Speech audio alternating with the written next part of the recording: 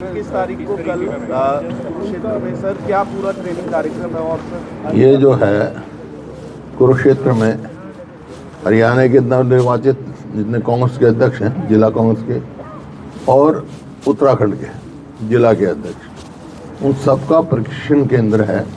उसमें अलग अलग से एक्सपर्ट आए हैं। वो आर्थिक तौर पे भी हम कहाँ खड़े हैं और जो है कांग्रेस के इतिहास के बारे में, कांग्रेस ने क्या क्या फैसले लिए थे, सारा वो बता रहे हैं। अलग अलग सब्जेक्ट के उनको ट्रेनिंग दे रहे हैं। आपस में तो इकट्ठे रहना पूरे दिन क्लास लगाना, तो एक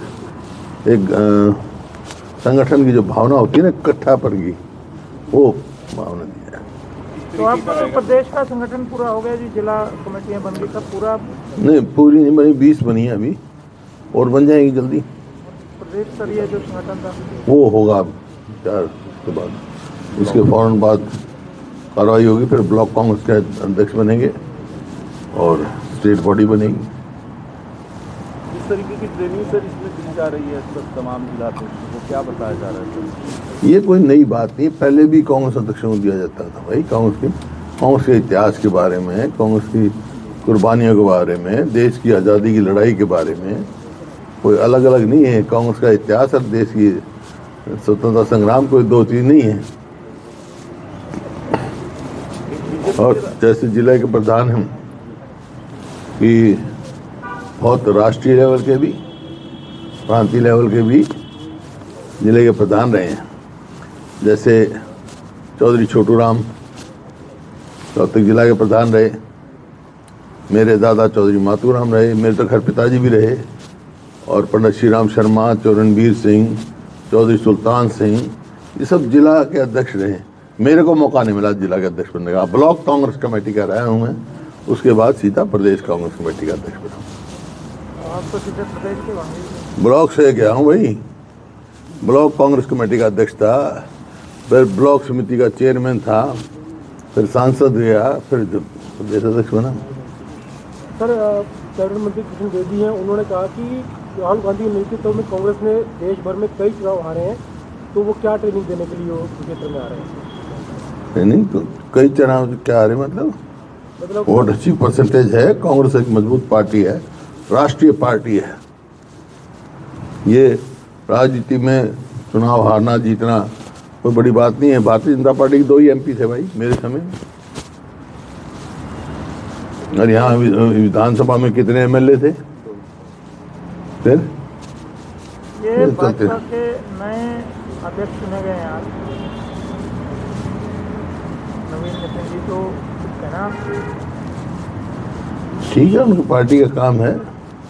नए अध्यक्ष चुने हैं, तो राष्ट्रीय पार्टी है, वो भी देश के हित में कार्य करें। सरकार ने एक फैसला लिया है कि अग्निवीर जो वापस आएंगे उनके लिए अब आपदा प्रबंधन के तहत एक यूनिट बनाई जाएगी। ये सबसे ज़्यादा मजाक है अग्निवीर का। ये फौज की एक स्ट्रेंथ कम करी है, एक 5 साल के बाद घर आ जाएगा, ना उसकी पेंशन है, ना और कोई उसको बेनिफिट है। सर, राव नरवीर और राव इंद्रजीत के बीच जो है काफी टकरार देखने को मिल रही है। दोनों नेता एक ही पार्टी के होने के चलते भी आपस में बयानबाजियां चल रही हैं। भारतीय जनता पार्टी तो टूटी फूटी पार्टी है भाई।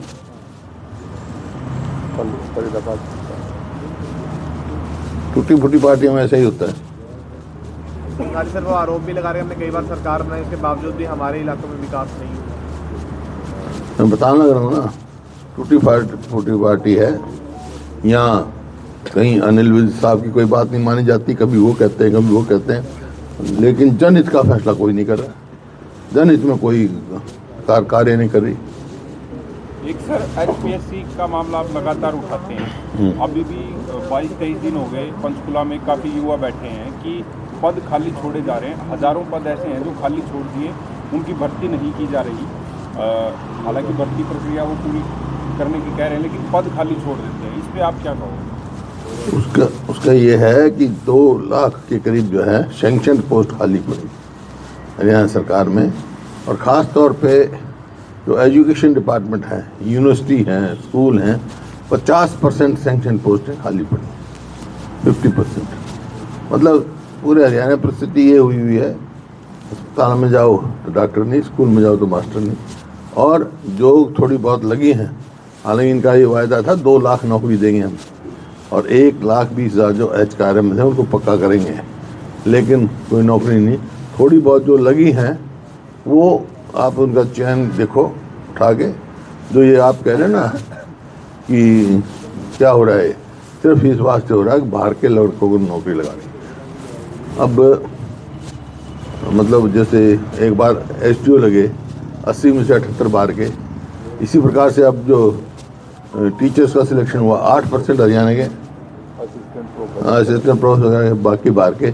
मेरे समझ में नहीं आता, हरियाणा के बच्चे तो कर जाते हैं, UPSC भी तो क्वालिफाई कर जाते हैं, HPSC में नहीं होते क्वालिफाई। इनको सीखना चाहिए राजस्थान से, राजस्थान में जो है, क्योंकि जो और प्रदेश हैं, तमिलनाडु है, कर्नाटक है, पंजाब है और ऐसे हैं जिनकी भाषा अलग है, वो तो अपनी भाषा के भी पेपर लगाते हैं, उसमें भी नंबर लगते हैं। यहाँ तो हमारी हिंदी है, राजस्थान की भी हिंदी है, लेकिन राजस्थान ने ये कर रखा है कि एक क्वेश्चन पेपर जनरल नॉलेज का होगा, वो राजस्थान से कनेक्टेड होगा, तो एक वो तरीका है उनका। तो आपकी मांग है स्टेट का जनरल नॉलेज? नहीं, मतलब बच्चों को क्यों नहीं नौकरी मिल रही? बाहर के क्या ज़्यादा क्वालिफाइड है हमारे से? क्योंकि यहाँ नौकरियाँ बेची जा रही है। इन्होंने तो हरियाणा पब्लिक कमीशन का चेयरमैन भी हरियाणा का नहीं मिलता। करता हूँ ये जो चेयरमैन लगाए जा रहे हैं, खासकर ये नौकरियों के भर्तियों के मामले में, SPSC का चेयरमैन भी जैसे बाहर का है, MP दीपेंद्र हुड्डा भी मांग कर चुके हैं कि स्टेट से होना चाहिए। तो ये जो चयन होता है, ये आपको लगता है कि ये हरियाणा के लोगों का ही होना चाहिए? नहीं, प्राथमिकता होती है सर, सब स्टेट करती है। बताया, राजस्थान का भी एग्जाम्पल दिया आपको। चेयरमैन चेयरमैन हरियाणा का होना चाहिए, क्यों नहीं होना चाहिए? क्या हरियाणा में काबिल नहीं है चेयरमैन की? या तो ये कहे भाई काबिल ही नहीं है। अब देखो ना, ये तो ऐसी परिस्थिति हुई है, चंडीगढ़ के बारे में ही हो रहा है, ये पता ही नहीं चंडीगढ़ किसका है। चंडीगढ़ का आपने पता किया सर कुछ अभी तक क्या अपडेट हुआ है? जैसे विधानसभा के बीच में बात बनना है, पता ही नहीं। मैं तो कई बार सवाल पूछा है, भाई ये बताओ चंडीगढ़ हरियाणा की राजधानी है कि नहीं है? क्योंकि हरियाणा गवर्नमेंट ने एक सर्टिफिकेट दे दिया कि Chandigarh is not territory of Haryana, नहीं? क्योंकि नौकरियों के मामले में SC BC even lower judiciary में भी जो चंडीगढ़ में बच्चे हैं, वो हरियाणा रिजर्वेशन में अप्लाई नहीं कर सकते। कहाँ जाएंगे वो? क्योंकि हरियाणा गवर्नमेंट ने एफिडेविट दे दिया Chandigarh is not territory of Haryana.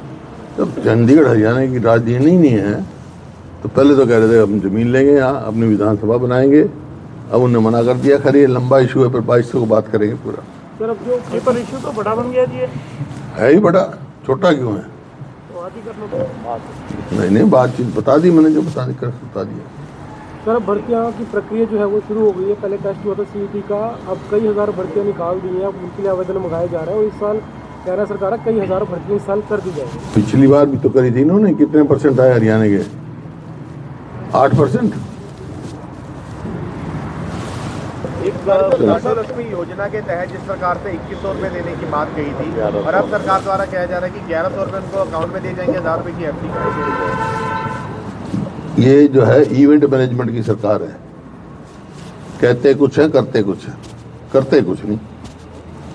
ठीक। एक पूर्व मुख्यमंत्री है पंजाब के चरणजीत सिंह चन्नी, उनका बयान आया, वो कह रहे हैं कि दलितों की उपेक्षा हो रही है। नेता विपक्ष का पद भी अपर कास्ट को दे दिया गया, प्रदेश अध्यक्ष का पद भी अपर कास्ट को दे दिया गया, महिला विंग का भी अपर कास्ट को दे दिया गया। इस तरीके के उन्होंने आरोप कुछ लगाए हैं। सर, कैसे आप देखते हैं? उनसे बात करो, क्या है? लेकिन पंजाब कांग्रेस उनका जवाब वही देंगे। पंजाब कांग्रेस में दो फाड़ होता नजर आ रहा है सर। मैंने कोई पढ़ा नहीं है उनका बयान। अच्छा, जो पंजाब के लिए, क्योंकि अब चुनाव है अगले साल, हरियाणा कांग्रेस की भी कोई जिम्मेवारी लग रही है? भाजपा जिस तरह से पंजाब में जो चुनाव है अगले साल, भाजपा व्यापक रूप से तैयारी कर रही है, मुख्यमंत्री गाए बगाए जो हफ्ते 10 दिन में जाते हैं, आप लोगों की भी जिम्मेवारी लग रही है? अगले साल जो है पंजाब में कांग्रेस की सरकार बनने जा रही है। हरियाणा कांग्रेस की जिम्मेवारी हाँ, जाएंगे, चुनाव में जाते ही हर बार। इससे पहले कोई अभी लगी हो? मोटिवेशन जैसे लग रहा है प्रचार तो अभी चुनाव टाइम है, समय पे सब कुछ होगा। हुड्डा साहब, अच्छा जी, धन्यवाद। ये एफिडेविट वाली बात कब हुई?